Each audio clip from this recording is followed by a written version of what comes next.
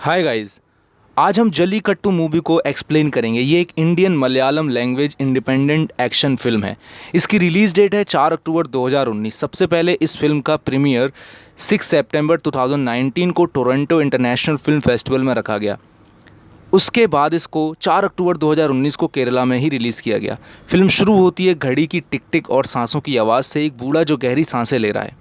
ये कहानी एक ऐसे गांव की है जहां ज़्यादातर लोग भैंस का मांस खाते हैं। एक बार कलन वारके और एंटनी भैंस काट रहे होते हैं, तभी वो भैंस उनसे छूट कर भाग जाती है।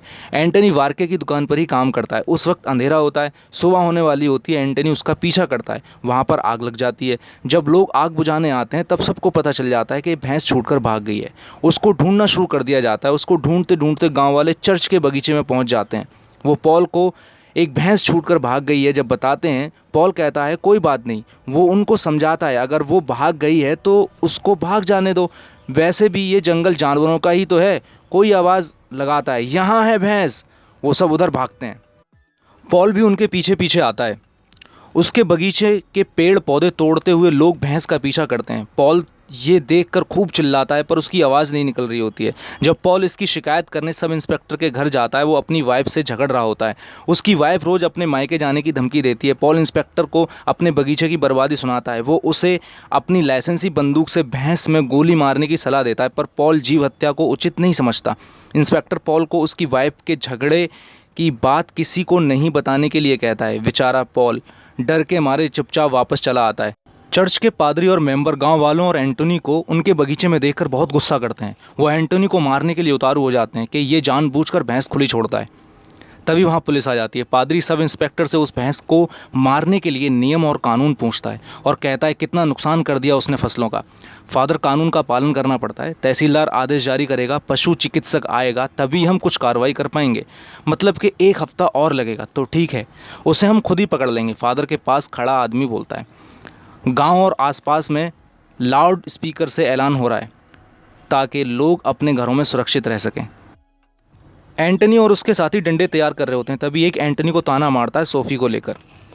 सोफ़ी वारके की बहन है जिसके पास एंटनी काम करता है। वो एंटनी को कहता है उसका चक्कर पीटी टीचर के साथ था 9वीं क्लास में, और तूने अपनी पूरी ज़िंदगी उसके पीछे ऐसे ही निकाल दी।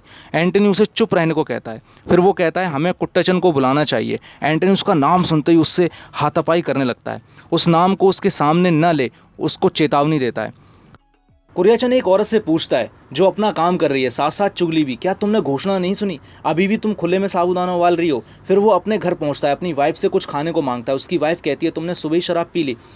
वो उसे अपना काम करने को कहता है। उसकी बेटी फ़ोन पर बात कर रही है। कुरियाचन अपनी बेटी की सगाई की तैयारी में लगा हुआ है। वो रसोइये के साथ खाने की लिस्ट तैयार करवा रहा है, खाने में क्या क्या होना चाहिए और क्या नहीं, और उसको किस तरह से तैयार किया जाएगा। उसकी बेटी अभी भी फ़ोन पे बातें कर रही है। उसकी वाइफ चाय लेकर आती है। वो चाय रसोइयों को देता है और जब अंदर जाता है अभी भी उसकी बेटी फ़ोन पे चिपकी पड़ी है। यह देखकर वो उससे पूछता है किससे बात कर रही हो? वो कहती है दोस्त से। किस दोस्त से? ये सब बंद करो अब। साथ में निकलते हुए वो रसोइयों को भी समझाता है। अंत में हमारा विशेष भुना भैंसे का गोश्त, ये हमारा मुख्य व्यंजन होगा। तभी उसे एक घोषणा की आवाज़ आती है। वो बाहर आता है, लोगों को भागते हुए देखता है। जब उसको पता चलता है वारके की भैंस भाग गई है, अब वो भैंस के मांस का इंतज़ाम कैसे करे? बिना भैंस मांस के तो दावत ही नहीं होती। वो अब क्या करे? गांव वाले भैंस को ढूंढने में लगे हैं।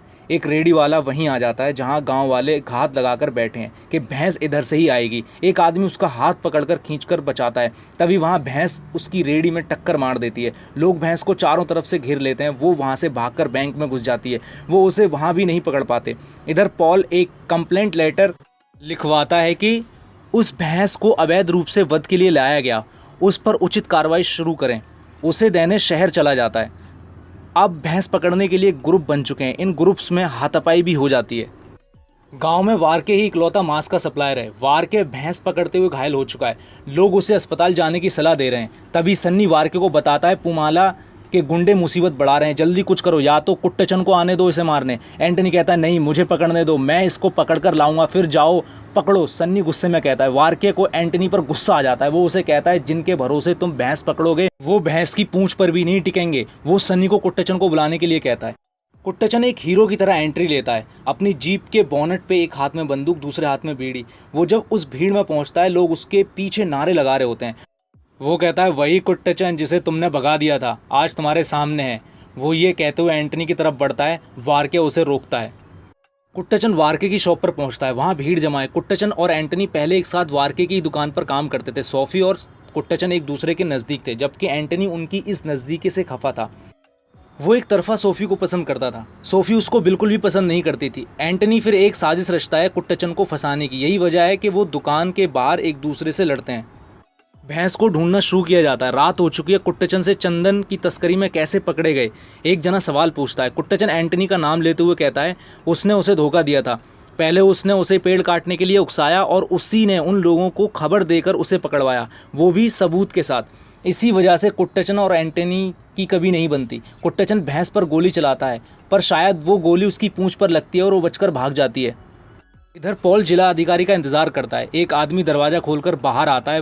वो पॉल को वहां से जाने के लिए कहता है, पर पॉल वहां से नहीं जाता। भैंस की तलाश जारी है। भैंस एंटनी को टक्कर मारकर भाग जाती है।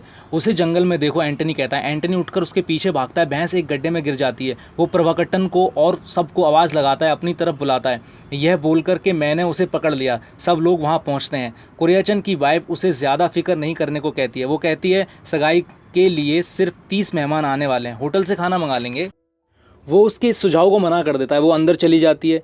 फिर वो सोचता है भैंस के मांस की जगह चिकन भी तो चल सकता है। वो चिकन के लिए घर से जाता है और उसकी बेटी घर से भाग रही होती है बैग पैक करके। सनी को घर में से कुछ आवाज़ें सुनाई देती हैं। वो उन आवाज़ों की तरफ बढ़ता है। वो देखता है एक आदमी औरत से बातें कर रहा है। वो बाहर निकल कर अफवाह फैला देता है सिर्फ भैंस ही नहीं, एक बैल भी फंस गया है। इधर उसकी लड़की अपने आशिक के साथ बाइक से भाग रही होती है।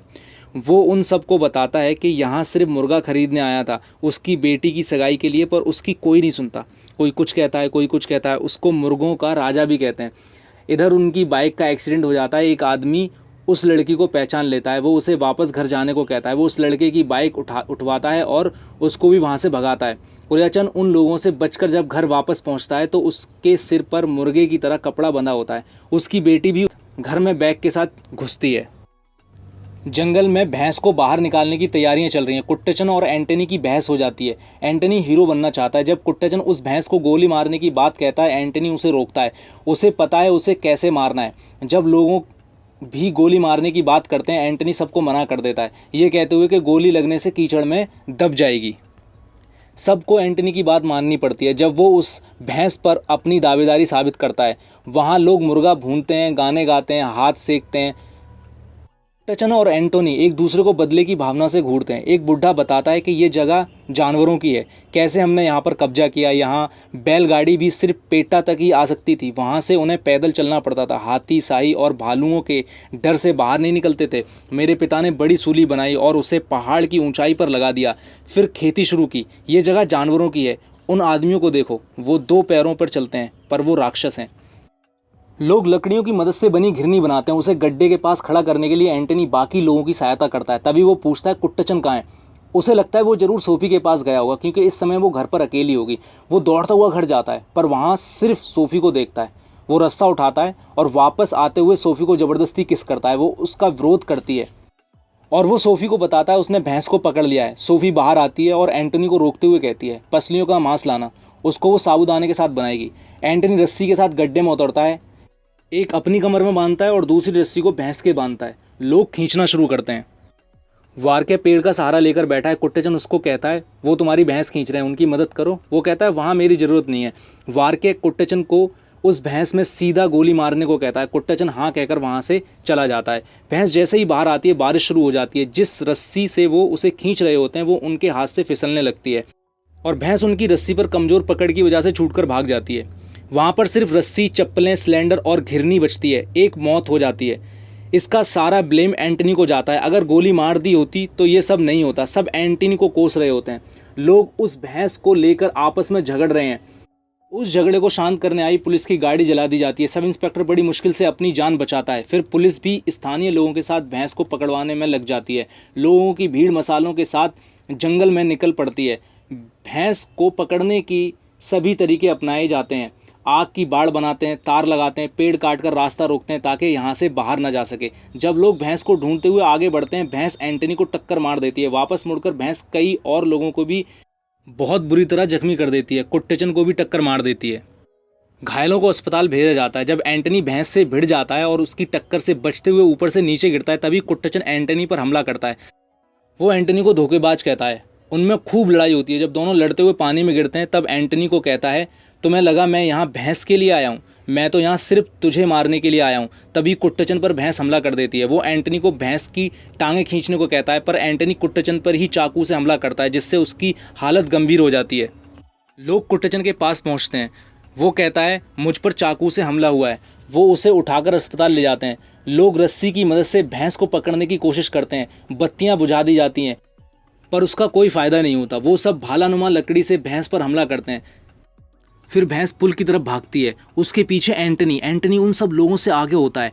भैंस दलदल में खड़ी हो जाती है। एंटनी उस पर हमला करता है और लोगों को कहता है, ये मेरा है, और वो उनसे भी लड़ता है। भैंस कीचड़ में दब रही है। वो सब भी उस दलदल में दबते जाते हैं। उस पर अपना अधिकार जमाने के लिए आपस में लड़ रहे हैं। लोगों की भीड़ एक के बाद एक दूसरे पर चढ़ रहे हैं। वहाँ लोगों का ढेर लग जाता है। एक बूढ़ा, जो फिल्म के शुरू में जिसकी सांसें चल रही होती हैं, रस्सी का सहारा लेकर उठता है। खिड़की के बाहर उसे एक भैंस दिखाई देती है। वो ढेर बढ़ता जाता है। भीड़ बढ़ रही है। एंटनी ढेर से बाहर आने की कोशिश कर रहा है, और यहीं ये मूवी ख़त्म हो जाती है।